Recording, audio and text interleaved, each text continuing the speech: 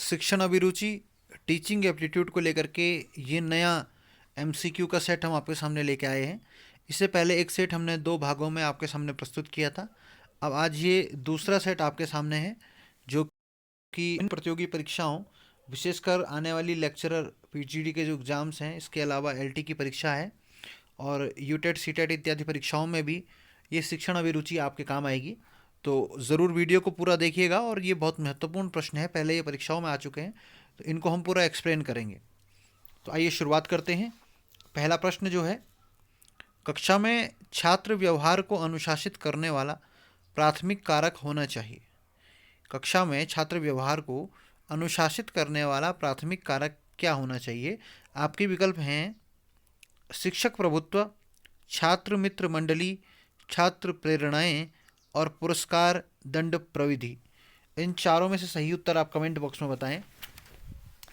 तो देख सकते हैं हम, और इसका जो सही उत्तर है वह है उत्तर संख्या सी, छात्र प्रेरणाएं। तो आप समझ सकते हैं, छात्र की जो प्रेरणा है, यानी जो छात्र का व्यवहार है, उसको अनुशासित करने वाला जो पहला कारक जो हो वो होना चाहिए छात्र प्रेरणाएं, यानी कि छात्र प्रेरित होना चाहिए कक्षा को पढ़ने के लिए। मूल जो उसका अनुशासित रखने का पहला कारण ये होना चाहिए। इसके अलावा बाकी चीज़ें बाद में आती हैं। दूसरा प्रश्न है, निम्नलिखित में से कौन सी परिस्थिति में एक छात्र के अनुशासनहीन होने की संभावना न्यून होगी? कोई भी स्टूडेंट जो है वो अनुशासनहीन सबसे कम किस स्थिति में होगा?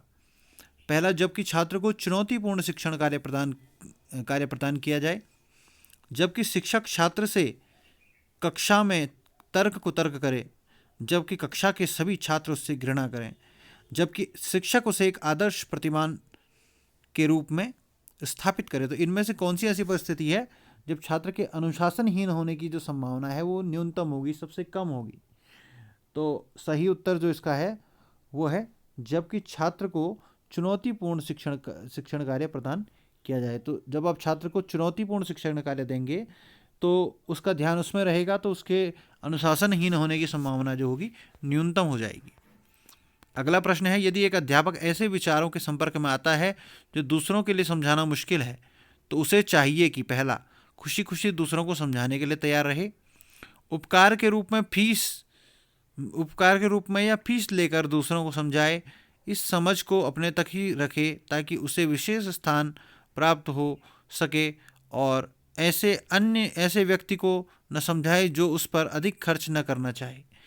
तो आपको ये विकल्प आपके सामने दिए हैं कि टीचर अगर ऐसे विचारों के संपर्क में आ रहा है जो दूसरों को समझाना बड़ा टफ है, कोई कंसेप्ट ऐसा है जो बड़ा टफ है जिससे आप दूसरे को समझाना आपके लिए कठिन हो जाएगा, तो उसे क्या करना चाहिए? तो ये चार विकल्प आपके सामने दिए हैं यहाँ पे, और आप देख सकते हैं इसका जो सही विकल्प है वो होगा खुशी खुशी दूसरों को समझाने के लिए तैयार रहना।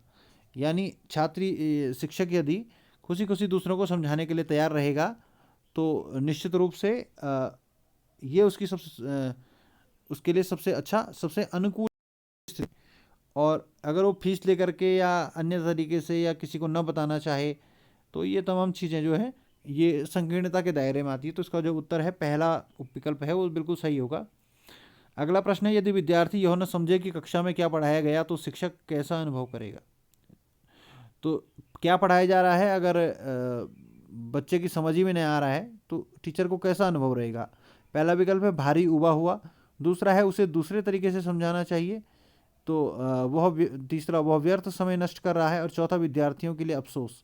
तो ये चारों में से क्या शिक्षक का कैसा अनुभव रहेगा? तो इसका उत्तर आप समझ सकते हैं कि शिक्षक का कार्य है उसे दूसरे तरीके से समझाए। शिक्षक ये नहीं कहेगा कि ये बड़ा बोरिंग हो गया है, या फिर ये टाइम वेस्ट हो गया है, या विद्यार्थियों के लिए मुझे अफसोस है। उसे ये कहना होगा कि ये सोचना है कि उसे दूसरे तरीके से समझाना चाहिए ताकि विद्यार्थी समझ पाए। अगला प्रश्न है, अधिकांश शिक्षाविदों का ऐसा विचार है कि विवादास्पद विषयों के संदर्भ में खुले विचार विमर्श को प्राथमिकता दी जानी चाहिए, पर्याप्त सतर्कता बरतनी चाहिए, कक्षा में बहस नहीं करनी चाहिए, छात्रों को स्वतंत्र रूप से बहस करनी चाहिए। तो जो विवादास्पद विषय हैं, जो डिस्प्यूटेड मामले हैं, उनके बारे में अधिकांश शिक्षाविदों का क्या विचार है, इसकी यहाँ पे हम बात कर रहे हैं। तो इसका जो सही उत्तर है वह है खुले विचार विमर्श को प्राथमिकता दी जानी चाहिए। तो खुले तौर पर जो विवादास्पद विषय हैं उन पर खुला विचार विमर्श यदि होगा तो सही निष्कर्ष तक जो है छात्र पहुंच पाएंगे। अगला प्रश्न हमारे सामने है, मैं ऐसे अध्यापक की प्रशंसा करूंगा जो, आपने बताना है आप कैसे अध्यापक की प्रशंसा करेंगे, जो अपने विद्यार्थियों पर मजबूत नियंत्रण रखता है, जो विद्यार्थियों की समस्याएं जानता है और उनकी सहायता करता है, विद्यार्थियों के साथ दोस्ताना संबंध रखता है और आकर्षक व्यक्तित्व वाला है। तो कौन सी चीज़ आपको सर्वश्रेष्ठ लगती है यहाँ पे? तो इसका जो सही जवाब है आप कमेंट बॉक्स में देते रहें, और इसका जो सही जवाब है वो है ऑप्शन नंबर बी, विद्यार्थियों की समस्याएं जानता है और उनकी सहायता। अध्यापक की ही हम प्रशंसा करेंगे, यानी सर्वश्रेष्ठ अध्यापक वही है जो विद्यार्थियों की समस्याओं को जाने और उनकी सहायता करे। अगला प्रश्न है, एक बहुविकल्पीय प्रश्न के लिए वैकल्पिक पदों का निर्माण करने के लिए शिक्षक को करना चाहिए। सभी विकल्पों को एक समान लंबाई के आधार पर तैयार किया जाए, सभी विकल्पों को अलग अलग लंबाई के आधार पर तैयार किया जाए, केवल एक पद को आंशिक रूप से सत्य बनाया जाए, केवल एक विकल्प को अन्य विकल्पों की तुलना में असमान बनाने से बचा जाए। तो ये 4 विकल्प हमारे सामने हैं। तो इसका जो सही उत्तर है वो हमारे पास यहाँ पे दिया गया है, ऑप्शन नंबर डी, एक विकल्प को अन्य विकल्पों की तुलना में असमान बनाने से बचा जाए। यानी ऐसा ना हो कि एक विकल्प जो है बाकी सबसे बिल्कुल अलग लगे और छात्र को पता लग जाए कि यही इसका उत्तर है। तो ये जो है बहुविकल्पीय प्रश्न पदों का निर्माण जब आप करते हैं तो उसमें ये ध्यान रखा जाना चाहिए। अच्छा, अब हमारा अगला प्रश्न है, एक प्रभावी शिक्षण में निम्नलिखित गुण नहीं पाया जाता है। वाद विवाद प्रविधियाँ, गृह कार्यों का बोझ, समस्या समाधान को प्रोत्साहित करने वाले अवसर और पाठों का रटना। तो प्रभावी शिक्षण में इनमें से कौन सा गुण ऐसा है जो नहीं पाया जाता है? तो आप समझ सकते हैं, वाद विवाद की प्रविधियाँ भी होंगी, गृह कार्य भी दिया जाएगा, समस्या समाधान करने को प्रोत्साहित करने के अवसर भी दिए जाएंगे, लेकिन पाठों का रटना यहाँ पे नहीं होगा, क्योंकि इफेक्टिव टीचिंग में रटने के ऊपर ध्यान नहीं दिया जाता है। अगला प्रश्न हमारे सामने है, यदि छात्रों का शैक्षिक रिकॉर्ड अत्यधिक उत्तम है तो शिक्षक को निम्नलिखित कार्य करने की आवश्यकता है। वह केवल छात्रों को अधिगम सामग्री के खोजने में सहायता करे तथा उन्हें संदर्भ सूची प्रदान करे, छात्रों को प्रस्तुतिकरण में मदद करे किंतु उन्हें उसकी तैयारी स्वतंत्र रूप से करने दे, छात्रों को स्वयं तैयारी करने का पर्याप्त अवसर दे तथा उन्हें स्वनिर्देशित होने दें। और चौथा, छात्रों की तैयारियाँ पाठ्य पुस्तकीय मात्र तो नहीं है, इसका निरीक्षण करें। तो शैक्षिक रिकॉर्ड बहुत अच्छा यदि छात्रों का है तो शिक्षक कौन से कार्य करने की आवश्यकता शिक्षक को है? तो हम लोग यहाँ पे देख सकते हैं, इसका जो सही उत्तर है, आप देखिए थोड़ा सा हम एनालिसिस करेंगे, केवल छात्रों को अधिगम सामग्री के खोजने में सहायता करे तथा उन्हें संदर्भ सूची प्रदान करे। तो ये पर्याप्त नहीं है, क्योंकि केवल आप अधिगम सामग्री लर्निंग मटेरियल ढूंढने में सहायता करेंगे और उन्हें एक रेफरेंस लिस्ट दे देंगे, भैया इन किताबों से पढ़ लो, तो इससे काम नहीं चलेगा। छात्रों को प्रेजेंटेशन में आप मदद करें किंतु उन्हें इसकी तैयारी स्वतंत्र रूप से करने दें, तो ये भी पूर्ण रूप से यहाँ पे सही नहीं होगा।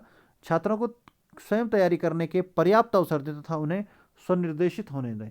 तो ये यहाँ पे सही विकल्प इसका होगा, क्योंकि आप उनको शैक्षिक रूप से अत्यधिक उत्तम वाले छात्र हैं तो आप उनको खुद अपने आप तैयारी करने का अवसर देंगे और खुद निर्देशित होने का काम देंगे, और पाठ्यपुस्तकीय मात्र तो नहीं है, इसका निरीक्षण करें। तो ये तो अंतिम रहेगा, लेकिन जो इसमें सर्वश्रेष्ठ जो विकल्प है वो तीसरा विकल्प है।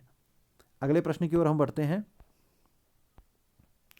कुछ पाठ ऐसे होते हैं जिनमें सूचनाओं और ज्ञान की प्रधानता रहती है, उन्हें शिक्षाविदों ने ज्ञान के पाठ नाम दिया है। वे पाठ हैं इतिहास, भूगोल, विज्ञान और व्याकरण के पाठ, चित्रकला, हस्तकला और भाषा के पाठ, कविता, नाटक और संगीत के पाठ, बागवानी तथा कृषि संबंधी पाठ। तो कुछ पाठों की यहाँ पे बात हुई है जिनमें सूचनाओं और ज्ञान की प्रधानता रहती है, तो उन्हें ज्ञान का पाठ कहा गया। और आपको बताना इनमें से कौन से ज्ञान के पाठ, आप सभी लोग कमेंट बॉक्स में इसका उत्तर जरूर देने की कोशिश करें। तो इसका सही उत्तर है इतिहास, भूगोल, विज्ञान और व्याकरण के पाठ। इन्हें ज्ञान के पाठ कहा गया क्योंकि इनमें सूचना और ज्ञान की प्रधानता रहती है। अन्य में कौशलों की प्रधानता है, चित्रकला, हस्तकला इत्यादि में आप स्वयं अपने आप बनाते हैं उन चीज़ों को। कविता, नाटक और संगीत जो इत्यादि है ये आपका टैलेंट होता है। बागवानी तथा कृषि संबंधी कार्य जो है एक तरह से ट्रेनिंग का हिस्सा होते हैं, लेकिन ज्ञान और सूचनाओं की जहाँ जरूरत पड़ती है इतिहास, भूगोल, विज्ञान और व्याकरण के पाठों में। अगले प्रश्न पर आते हैं। कौशल पाठ वे हैं जिनमें क्रियाशीलता का आश्रय लिया जाता है। कौशल पाठों को पढ़ाते समय क्रिया के चुनाव में के विषय में कौन सा कथन ठीक नहीं है? तो आपको बताना है कौशल पाठ जिसे हम कहते हैं, जिसमें क्रियाशीलता का आश्रय लिया जाता है, स्किल की जो हम बात करते हैं, तो इनको पढ़ाते समय क्रिया के चुनाव में के विषय में कौन सा कथन यहाँ पे ठीक नहीं है आपको बताना है। क्रिया अधिक कठिन नहीं होनी चाहिए क्योंकि कठिनता ही निरस्ता की जननी है। क्रिया इस प्रकार की होनी चाहिए कि बालकों को आवश्यकता से अधिक श्रम न करना पड़े। क्रिया करते समय बालकों को अनुकरण की अनुमति नहीं दी जानी चाहिए। और चौथा, बालकों में क्रिया के प्रति जिज्ञासा उत्पन्न करानी चाहिए। तो आपको इन चारों में से सही विकल्प बताना है, और इसका जो सही विकल्प है यहाँ पे हम बताते हैं वो है ऑप्शन नंबर सी। क्रिया करते समय बालकों को अनुकरण की अनुमति नहीं दी जानी चाहिए। ये यहाँ पे क्या है, इसका सही उत्तर है, क्योंकि ये उत्तर सही नहीं है, यानी कि ये कथन यहाँ पे इस क्रियाशीलता की दृष्टि से सही नहीं है। तो क्योंकि अनुकरण की अनुमति यदि आप छात्रों को, बालकों को नहीं देंगे तो उनके अंदर वो स्किल नहीं आ पाएगी। वो उस चीज़ का जब तक अनुकरण नहीं करेंगे, किसी को फॉलो नहीं करेंगे, तो उस काम को नहीं सीख पाएंगे। बढ़ते हैं अगले भाग की तरफ को। हमारे पास प्रश्न नंबर 12 है, सहानुभूति के पाठ कौन कौन से हैं? तो ऑप्शन है हमारे पास इतिहास तथा भूगोल आदि के पाठ, भाषा एवं व्याकरण आदि के पाठ, विज्ञान एवं कृषि आदि के पाठ, संगीत एवं कविता आदि के पाठ। तो इसका सही जो उत्तर है वो है हमारा संगीत एवं कविता के पाठ। तो जो हमारे रसानुभूति, रस की अनुभूति हमें कहाँ होती है? संगीत में होती है एवं कविताओं में होती है। तो संगीत एवं कविता के पाठ जो होंगे, आदि के पाठ जो हैं, ये रसानुभूति के पाठ हैं। पाठ्य पुस्तकों के विषय में कौन सा कथन अनुचित होगा? तो आपको इसमें से बताना है।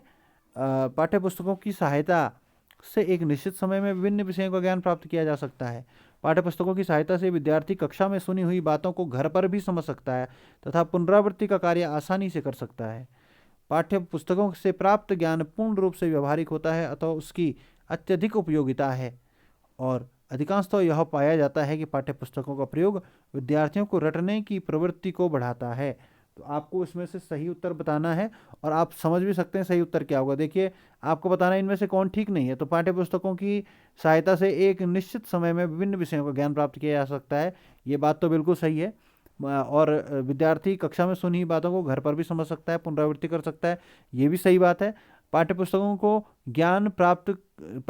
से प्राप्त ज्ञान पूर्ण रूप से व्यवहारिक होता है, अतः उसकी अत्यधिक उपयोगिता है। तो यहाँ पे जो व्यवहारिक शब्द का प्रयोग किया है, क्योंकि पाठ्यपुस्तक का जो भी ज्ञान होता है वो पूर्ण रूप से व्यवहारिक नहीं होता है, वो सैद्धांतिक ज्ञान होता है। व्यवहारिक रूप ज्ञान हमें जीवन में मिलता है। तो ये ऑप्शन यहाँ पे क्या है, गलत है। और अधिकांशतः यह पाया गया है कि पाठ्यपुस्तकों का प्रयोग विद्यार्थियों को रटने की प्रवृत्ति को बढ़ाता है, तो ये बात भी यहाँ पे सही है। तो यहाँ पे जो तीसरा ऑप्शन है ये एकदम क्या है, यहाँ पे हमारा सही विकल्प रहेगा। अगला प्रश्न है, पाठ्यक्रम करिकुलम निर्माण के समय अनेक सिद्धांतों का ध्यान रखना होता है। निम्न सिद्धांतों में से कौन सा सिद्धांत पाठ्यक्रम निर्माण के संबंध के समय ध्यान देने योग्य नहीं है? पाठ्यक्रम का निर्माण व्यक्तिगत विभिन्नता को ध्यान में रखकर किया जाना चाहिए। प्रत्येक स्तर के पाठ्यक्रम में पूर्ण पृथकता होनी चाहिए ताकि छात्र को अगली कक्षा में बिल्कुल अलग अनुभव हो। किसी भी स्तर के पाठ्य विषयों की संख्या इतनी अधिक नहीं होनी चाहिए कि छात्र को विषय बोझ लगने लगे। विभिन्न विषयों के लिए जो पाठ्यक्रम निर्धारित किया जाए उसमें समय का भी ध्यान रखा जाना चाहिए ताकि वर्ष भर का पाठ्यक्रम वर्ष में पूरा हो सके। तो ये करिकुलम निर्माण के समय इन सिद्धांतों का ध्यान रखना होता है। तो कौन सा सिद्धांत ध्यान देने योग्य नहीं है, आपको ये यहाँ पे बताना था। तो इसमें आप देख सकते हैं कौन सा सिद्धांत ध्यान देने योग्य नहीं है। तो आप देखिए कि पाठ्यक्रम निर्माण व्यक्तिगत विभिन्नता को ध्यान में रखकर किया जाना चाहिए, इंडिविजुअल डिफरेंसेस, ये बात सही है। प्रत्येक स्तर के पाठ्यक्रम में पूर्ण पृथकता होनी चाहिए ताकि छात्र को अगली कक्षा में बिल्कुल अलग अनुभव हो। तो हमारा लक्ष्य छात्र को अलग अलग अनुभव कराना नहीं बल्कि उसके अनुभवों को बढ़ाना है। तो ये ऑप्शन यहाँ पे क्या हो जाएगा, गलत हो जाएगा। और किसी भी स्तर के पाठ्य विषयों की संख्या इतनी अधिक नहीं होनी चाहिए कि छात्र को विषय बोझ लगने लगे, बात बिल्कुल सही है। और विभिन्न विषयों के लिए जो पाठ्यक्रम निर्धारित किए जाएँ उसमें समय को भी ध्यान में रखा जाना चाहिए ताकि वर्ष भर का पाठ्यक्रम वर्ष में पूरा हो सके, ये बात भी सही है। तो इसमें ऑप्शन नंबर बी जो है ये ध्यान देने योग्य नहीं है, जो कि हमें प्रश्न में पूछा गया था। प्रश्न नंबर 15 की ओर हम आते हैं। प्रत्येक कक्षा के अंत में पर्यवेक्षित अध्ययन की आवश्यकता होती है क्योंकि इससे शिक्षक को कुछ स्वतंत्र क्षण मिल जाते हैं। शिक्षक छात्रों के गृह कार्यों की जांच कर लेते हैं, छात्रों को गृह कार्य करने का अवसर मिल जाता है, शिक्षक छात्रों के अध्ययन में मदद करने का अवसर प्राप्त कर लेते हैं। तो आपको बताना है कि हर कक्षा के अंत में जो पर्यवेक्षण करने का, सुपरविजन करने जो अध्ययन है उसकी आवश्यकता क्यों होती है। तो इसका जो सही उत्तर यहाँ पे होगा, इसे हम देख सकते हैं। इसका जो सही उत्तर है वो है, देखिए पहला आप देखते हैं कि शिक्षक को कुछ स्वतंत्र क्षण मिल जाते हैं, तो ये गलत है क्योंकि स्वतंत्र क्षण के लिए नहीं होता है। छात्रों के गृह कार्यों की जांच कर लेते हैं, ये भी नहीं होता है। छात्रों को गृह कार्य करने का अवसर मिल जाता है, ये भी गलत है। और शिक्षक छात्रों के अध्ययन में उन्हें मदद करने का अवसर प्राप्त कर लेते हैं, यानी कि जो पढ़ाया है लास्ट में आप देख सकते हैं कोई छात्र को कोई समस्या कहीं पे है तो उनकी मदद यहाँ पे की जा सकती है। तो ऑप्शन नंबर डी यहाँ पे बिल्कुल सही होगा। तो ये 15 प्रश्न हमने यहाँ पे हल कर दिए हैं। तो मुझे लगता है कि अभी इस वीडियो के लिए इतना ही काफ़ी है। और बाकी का जो 15 प्रश्न है, जो बाकी 30 तक की जो श्रृंखला है, अगले वीडियो में हम इसको कंप्लीट करेंगे। तो आपको ये वीडियो कैसा लगा आप कमेंट बॉक्स में ज़रूर बताएं और अपनी राय ज़रूर प्रकट करें। और इस चैनल को सब्सक्राइब करें, लाइक करें, अपने कमेंट दें और अन्य मित्रों के साथ भी शेयर करें। बहुत बहुत धन्यवाद।